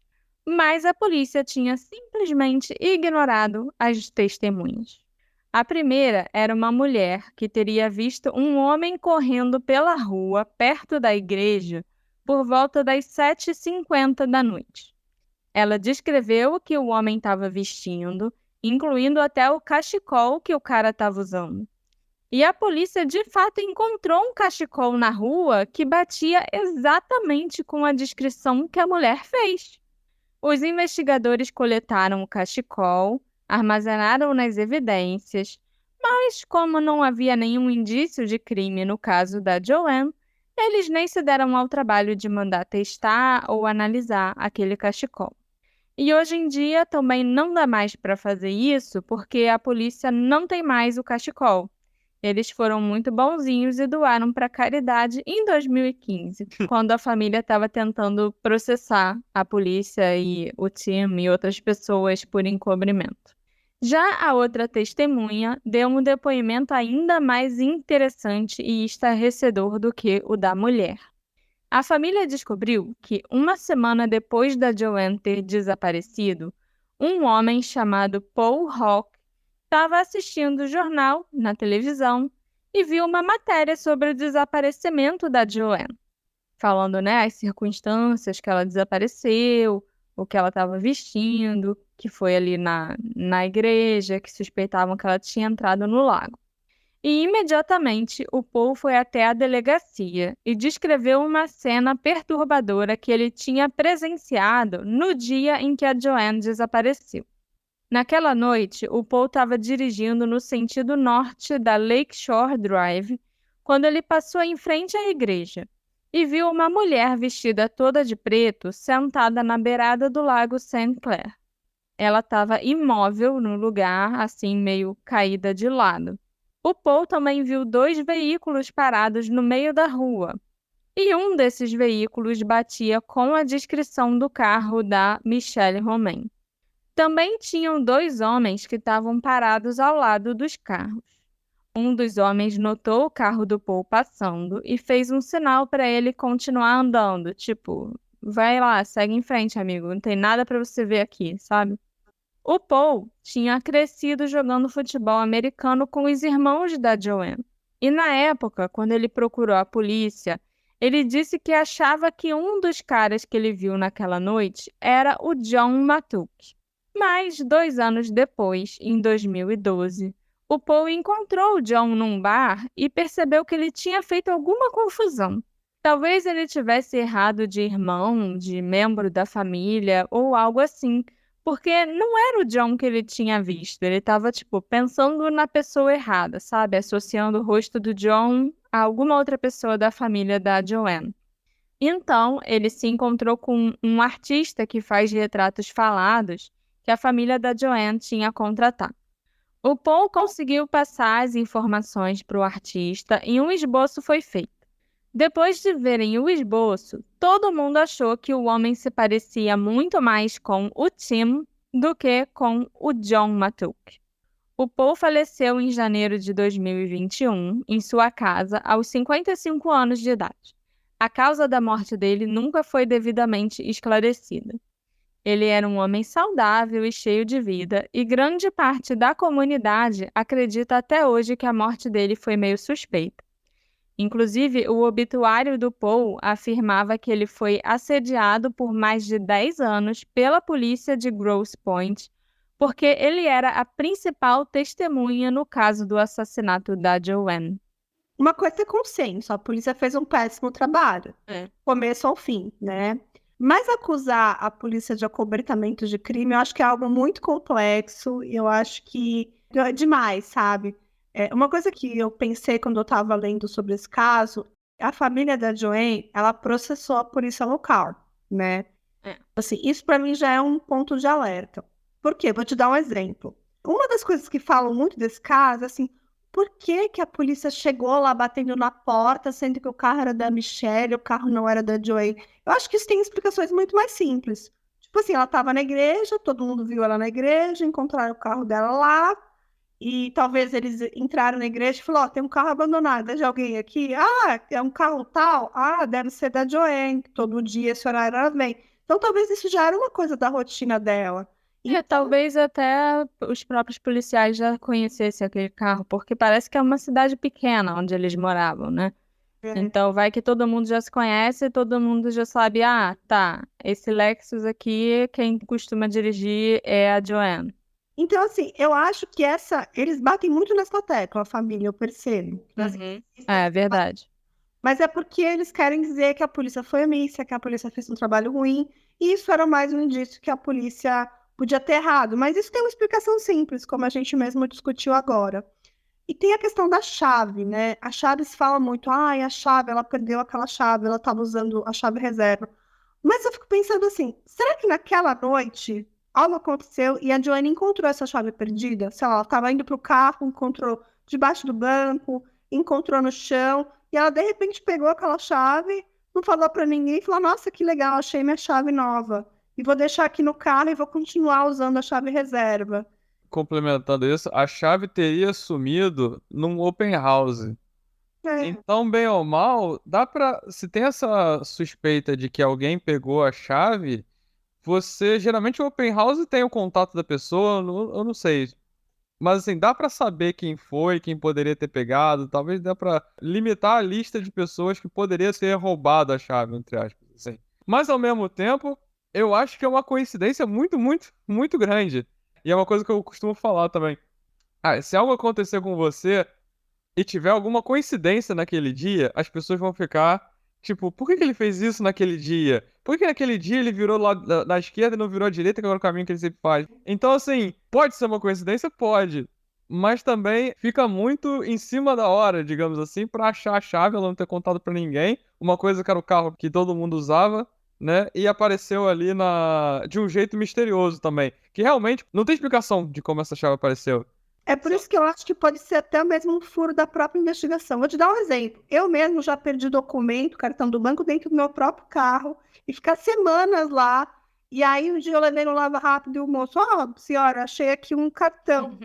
Mas, pô, já revirei esse carro e tava lá o tempo todo, sabe? Às vezes a polícia fazendo a busca no carro encontrou a chave que ninguém nunca tinha encontrado. Sim, pode ser. Porque eu não acho que essa chave é a solução desse caso. O que eu realmente acho estranho, eu não acho que ela se suicidou dessa forma. Seria um jeito tão doloroso, né, de você se suicidar. Não só você tá se afogando, mas, pô, se duvidar, ela morreu até com hipotermia, porque a água devia estar muito gelada. Sim. E tem outra coisa, não é muito fácil você se suicidar por afogamento, porque você Não, de autodefesa e de autoproteção. Sim. E a gente não sabe se ela sabia ou não nadar. Mas existe um mecanismo no nosso corpo que a gente não consegue se afogar com muita facilidade. Porque a gente. O seu corpo vai lutar contra Sim. o afogamento, de todas as formas que puder. E até porque se você sabe nadar, se você tá ali, consegue ter uma sustentação, você não consegue afundar por conta própria. É muito difícil. É um processo muito doloroso você encher os seus pulmões Sim. de água para isso. E eu realmente não acho que é muito difícil uma pessoa escolher um suicídio por afogamento. Acho que não é a forma mais provável. E até quando a gente vê em filme ou coisa assim, a pessoa resolvendo cometer suicídio dessa forma, geralmente, vou encher meus bolsos de pedra, porque aí eu vou afundar com mais facilidade, né? Uma ponte, né? E não tinha nada disso no caso da Joanne. Era um lugar bem rasinho, ela praticamente ia caminhar, não faz sentido. Agora, em relação ao corpo, é uma coisa que eu fiz bastante anotações aqui para falar sobre isso. A gente já falou bastante sobre essa primeira flutuação, a imersão, ali, de acordo com o estado que aquele corpo está, né? O estado de decomposição, putrefação e tudo mais. Só que o que acontece? A gente, em várias matérias que falam desse caso, mas lá não tinha corrente, lá não tinha corrente. Claro que a gente sabe que a gente estudou física na escola, sobre o empuxo, né? Que é a força ali de um fluido sobre um corpo imerso ou parcialmente imerso. No caso dela, realmente, se uma pessoa morre por afogamento, em poucos minutos ele vai para o fundo ali da água, né? Porque realmente isso não é um afogamento convencional, né? Um afogamento que a pessoa enche os seus pulmões de água, que não é o caso dela, aparentemente, né? Então, assim, tudo indica que ela teria que ficar flutuando. E como ela não foi vista? Então, a gente chega a pensar se realmente foi o ponto de entrada dela no canal, se naquele local foi o ponto que ela adentrou a água, ou se ela foi colocada lá. E tem uma questão: o afogamento, ele é uma morte por asfixia, e ele pode se confundir com outras mortes por asfixia. Claro que, geralmente, quando você tem uma asfixia manual ali no pescoço, alguma coisa desse gênero, você vai ter algumas marcas, e parece que não tinha. Mas ela pode ter sido asfixiada, vamos pensar numa forma que não deixa marcas, com um travesseiro, com a própria Sim. bolsa. Sim, é verdade. Ela pode. Um saco plástico. Um saco plástico. Se realmente alguém queria matá-la e não queria deixar marcas e queria que aquilo parecesse um suicídio, teria muitas formas, mas o corpo dela teria que ter sido encontrado naquela noite, não foi. O que mais me incomoda é o fato dela ter ficado mais de 70 dias para o corpo dela ter sido encontrado. Isso para mim é muito, muito enigmático. E ele ter sido encontrado tão longe, né, do local onde ela supostamente teria entrado no lago, onde ela desapareceu. Uhum. E tava, pô, se a gente parar pra pensar, ela foi encontrada no Canadá já. Sim. Então, ela foi encontrada muito distante, num estado muito avançado já de decomposição, e eu acho que muita informação acabou se perdendo. Ela pode ter tido outras marcas no corpo, ela pode ter sofrido outros traumas que talvez por esse estado avançado não foi reconhecido. Também Então, acho. e eu não descarto realmente a participação nem do irmão dela, nem do ex-marido, nem desse primo, que são realmente pessoas que teriam motivos para querer fazer algo contra ela, e têm interesses envolvidos, né? Sim. É, Eu fico muito curiosa pra saber, tipo, mais sobre a relação dela com os irmãos no geral, não só com o John, mas com o tal do Bill também. que é muito jogado no É. programa. E com o Tim. Porque, assim, o ex-marido é quem teria um motivo mais óbvio pra querer matar ela. A gente sabe os problemas que os dois tinham, né? Em relação à amiga dela, em relação a dinheiro. Problema normal. Agora, o resto da família a gente não faz ideia. Se a gente for pensar em motivação, a gente tem todos, mas entre essas possíveis suspeitos, quem poderia cometer um crime perfeito, digamos assim, que só o corpo fosse encontrado tantos dias depois, numa distância tão distante, que toda a polícia estaria ali, de certa forma, encobrindo, é só o O Tim Tim. Letzok.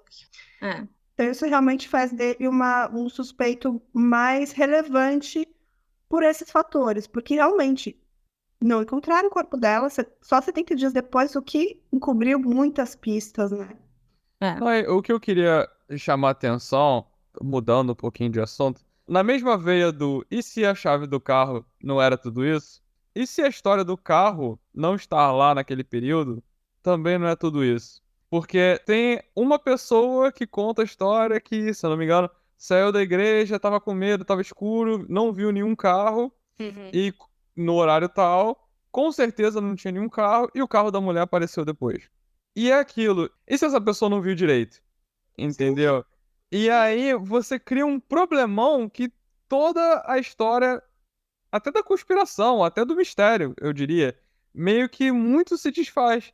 Todo esse episódio, vamos dizer assim, o nosso, inclusive, tem essa pedra fundamental, esse alicerce, que é o carro não estava lá. Então é a primeira coisa misteriosa que acontece na história, digamos assim. O carro dela estava lá, depois o carro dela não tá, e depois ele volta estacionado de um jeito diferente, e etc. E encontrado daquele jeito, com a bolsa, com dinheiro dentro e tudo mais. Mas se o carro realmente tivesse daquele jeito, se ela realmente tivesse deixado o carro daquele jeito, o que isso quer dizer? Daria ainda assim pra ela ter se matado? É algo que quando eu vi o episódio a primeira vez, eu pensei, e se essa pessoa estiver errada? Sabe? O que isso quer dizer? Mas ao mesmo tempo, agora ao contrário, levando em consideração que o carro poderia ter sido mexido, muito provavelmente ela não foi colocada no rio naquele local. Aquele ponto. É. Naquele ponto. E aí que tá, eu não sei se ela seria colocada naquele mesmo dia, em outro local do Rio, isso justificaria ter demorado 70 dias para encontrar, ou se ela ficou fora do Rio e depois de tanto tempo que foi colocada. E fica uma questão meio esquisita. Tem também uma coisa que é levantada pela família de, nossa, a roupa dela estava impecável, não parecia que ela estava na água, não sei o que, não sei o que. E eu não lembro como que é descrita realmente. É só a família, de novo, é só a família falando, a roupa dela estava impecável, a bota dela estava impecável, etc, Não, etc. mostra foto também. E, tipo, a roupa nem tanto, mas a bota dela me chamou a atenção, sabe? O Uhum. salto da bota dela não tinha nada. Não Mas é tinha ninguém. esperado ter alguma coisa? Se você tá andando num lugar que tem um monte de, sei lá, não precisa nem ser pedra e lama como o fundo de um rio, mas tem paralelepípedo, você já fica caindo nos buraquinhos do paralelepípedo o tempo todo. E só isso já pode, tipo, machucar, deixar marca no salto da bota, se você estiver usando um salto fino, entendeu?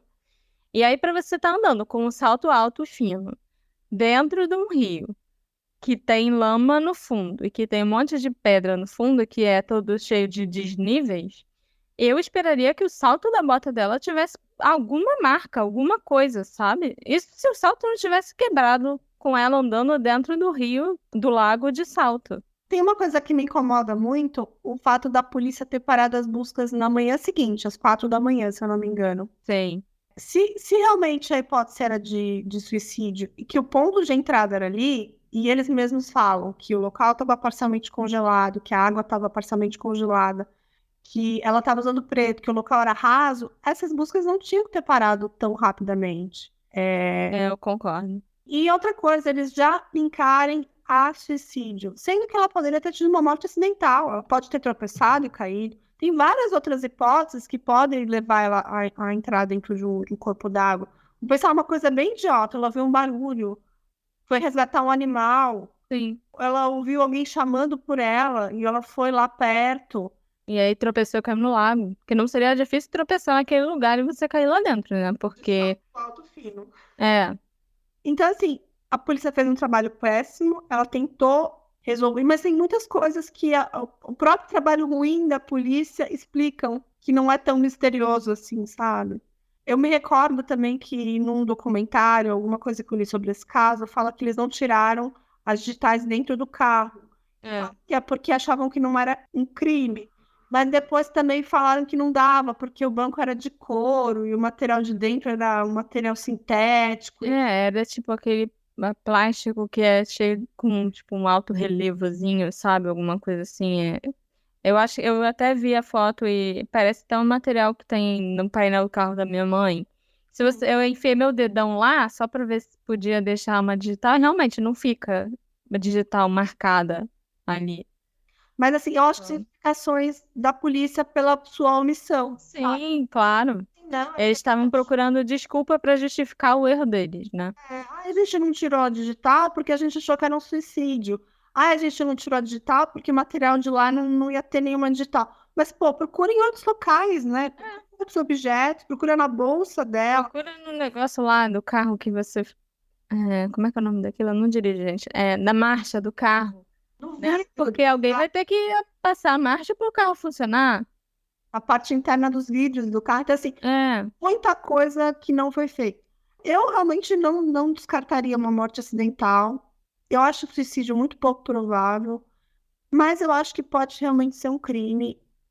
Mas aí, sendo um crime, aquilo tudo seria uma encenação, sabe? Porque muita gente sabia que ela estava sozinha naquela noite, naquele local, que era uma coisa rotineira. Então, qualquer pessoa que quisesse fazer alguma coisa ruim contra ela, acho que a igreja era um local, um alvo, que ela seria um alvo muito fácil, né? sim, era só ficar esperando ela aparecer na igreja e aí pegar ela na entrada ou na saída. É, realmente é um caso muito triste, porque acho que a família sempre vai questionar. A polícia realmente fez um trabalho muito ruim. E é isso, acho que infelizmente é um caso bem serioso. No fim das contas, a grande pergunta aqui não é o que aconteceu com a Joanne, né? E sim por quê? Por que tantas mentiras nesse caso? Por que tanta coisa parece que estava sendo escondida pela polícia? Por que tantas informações erradas e falsas foram repassadas no início da investigação? Por que tanta gente está envolvida em não deixar que a verdade venha à tona nesse caso? Eu não sei, eu não acho que tem como isso tudo ser uma série de coincidências estranhas, não, sabe? Ainda tem muita coisa que para mim não faz sentido.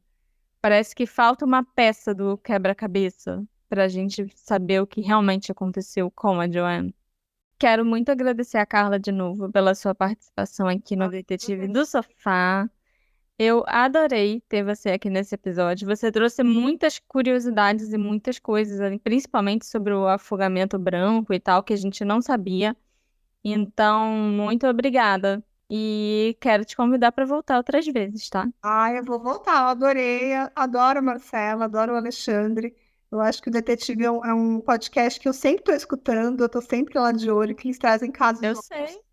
Eu recomendo para todo mundo. Tem casos muito misteriosos e eu gosto, né? Acho que a gente conta casos parecidos. Acho que muita gente que ouve o Drinkzinho, ouve o Detetive, até tem gente Sim. mandando beijo para você aqui, ó. Muito obrigada, gente. Mandei no grupo de apoiadores, tem gente, manda um abraço pra Marcela, manda um beijo pra Marcela.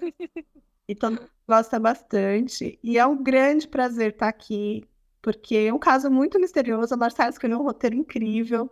E eu acho que muita gente tem muitas teorias sobre esse caso. E a gente tem que discutir mesmo. Quem sabe um dia a gente encontra uma solução, né?